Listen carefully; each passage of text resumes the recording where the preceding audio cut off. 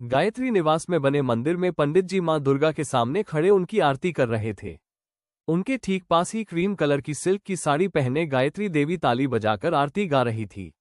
गले में महंगे मोतियों की माला और कान में मोतियों के फूल पहने हुए गायत्री देवी को देखकर कोई भी ये समझ जाएगा कि वो किसी बड़े घराने से ताल्लुक रखती है। उनके घर के सारे नौकर भी उनके पीछे हाथ जोड़े खड़े थे। गायत्री देवी का ध्यान अपने घर के दरवाजे था। वो बार बार दरवाजे की ओर देखे जा रही थी, जैसे उन्हें किसी के जाने का इंतजार हो। आरती खत्म हो से ही हिज्जी ने गायत्री देवी को आरती देते हुए पूछा, गायत्री जी, आज मधु बिटिया अभी तक नहीं आए? गायत्री ने आरती लेते हुए कहा, हम भी यही सोच रहे हैं पंडित जी की मधु अब तक आई क्यों नहीं। रोज तो सुबह 6 बजे ही आ जाती है, पर आज तो आरती भी खत्म हो गई पर अब तक नहीं आए। जरूर कुछ बात है, वरना वो कभी लेट नहीं होती। इतना कहकर उन्होंने अपने नौकर रमेश की ओर देसाकर कहा, रमेश, मधु को फोन करो और पूछो कि वो अब तक आई क्यों नहीं। जी। इतना कहकर रमेश तुरंत वहां से चला गया। गायत्री परेशान होकर लिविंग में रखे बड़े से सोफे पर बैठ गई।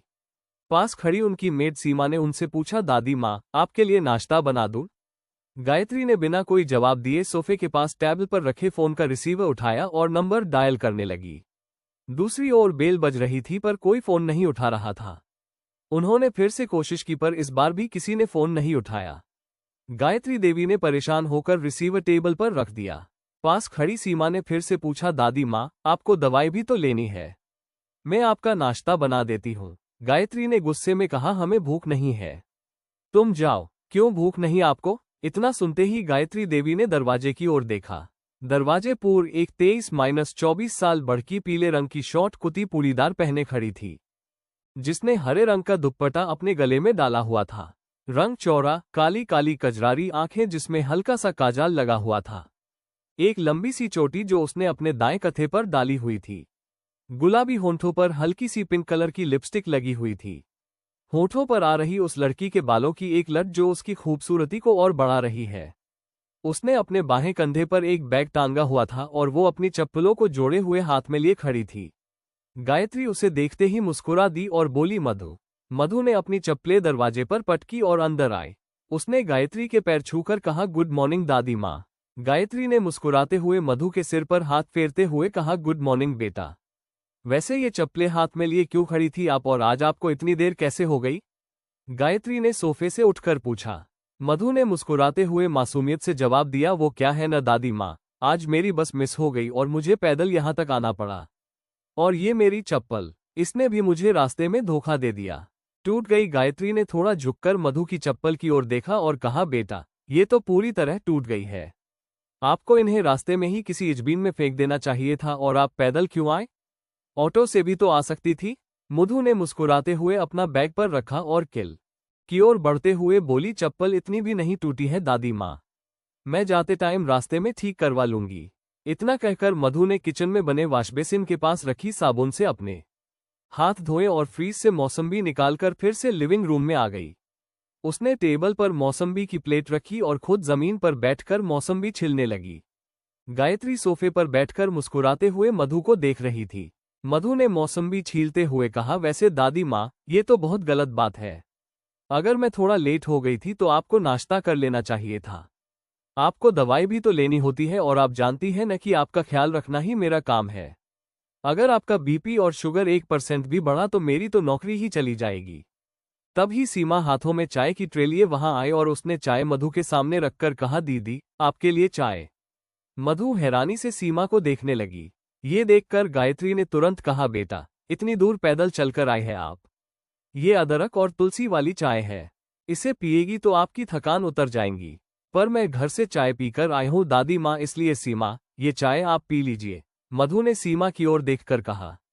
गायत्री ने मुस्कुराते हुए कहा, हमें पता है बेटा कि अम्प अपने घर से चाय और नाश्ता करके आती है, पर फिर भी आपको ये चाय हमारे लिए पीनी होगी, समझी आप? मधु ने मुस्कुराते हुए कहा, जी दादी माँ, मैं समझ गई। इतना कहकर मधु हंस दी और सीमा भी। वैसे आपने हमें बताया नहीं कि आप पैदल क्यों आए और ऑटो से क्यों नहीं आए? गायत्री ने न्यूज़पेपर उठाते हुए पूछा। मधु चाय का कप उठाकर सोफे पर बैठी और बोली, दादी माँ, आपको कुछ पता नहीं है। ये ऑटो वाले न लोगों को बहुत लूटते हैं। 4 कदम चलने के ही 100 रुपये ले लेते हैं। ये सुनकर गायत्री मुस्कुरा दी और बोली, आगे कुछ मत कहिए बेटा। हम समझ गए कि आप इतनी दूर पैदल चलकर क्यों आए हैं। मधु भी मुस्कुरा दी। उसने जल्दी से अपनी चाय खत्म की और गायत्री से कहा, दादी माँ, बस 10 मिनट में आपका नाश्ता रेडी हो जाएगा, मैं अभी बनाकर लाती हूँ। इतना कहकर मधु ने अपने एक हाथ में चाय का कप और दूसरे हाथ में प्लेट उठाई और किचन में चली गई। गायत्री उसे जाते देखकर मुस्कुराते हुए बोली, पागल लड़की। तब ही गायत्री के मोबाइल की बेल बजने लगी। स्क्रीन पर रोहित लिखा देखकर वो बहुत खुश हुई। उन्होंने मुस्कुराते हुए फोन रिसीव करते हुए कहा, रोहित। गुड मॉर्निंग दादी माँ, कैसी है आप? दूसरी ओर से रोहित ने पूछा। गायत्री ने मुस्कुराते हुए टेबल पर रखी रोहित की तस्वीर उठाकर देखते हुए कहा, आपकी आवाज सुन ली हमने, इसलिए अब हम बिल्कुल ठीक है। बस अब अगर आप आ जाए और हम आपको देख ले तो फिर हमें दवाइयों की भी जरूरत नहीं पड़ेगी। हित ने गाड़ी ड्राइव करते हुए कहा, मैं नहीं आऊंगा दादी माँ, क्योंकि मेरे इंडिया आते ही आप पर मेरी शादी का फितूर सवार हो जाएगा। आप दुनिया भर की लड़कियों का मेला मेरे सामने लगा देगी और मेरा शादी करने का फिलहाल कोई इरादा नहीं है। गायत्री ने तस्वीर फिर से टेबल पर रख दी और बोली, इस बार हम आपसे आपकी शादी को लेकर कोई बात नहीं करेंगे। ये सुनते ही रोहित हैरान हो गया और उसने अपनी गाड़ी पर ब्रेक लगा दिया। कुछ पल सोचकर उसने गायत्री से पूछा, आपकी तबीयत तो ठीक है न दादी माँ? कैसी बहकी बहकी बातें कर रही है आप? ये सुनकर गायत्री को हंसी आ गई। रोहित फिर से बोला, दादी माँ, आप सच में मेरी शादी की बात नहीं करेगी? नहीं करेंगे बेटा, गायत्री ने मुस्कुराते हुए कहा।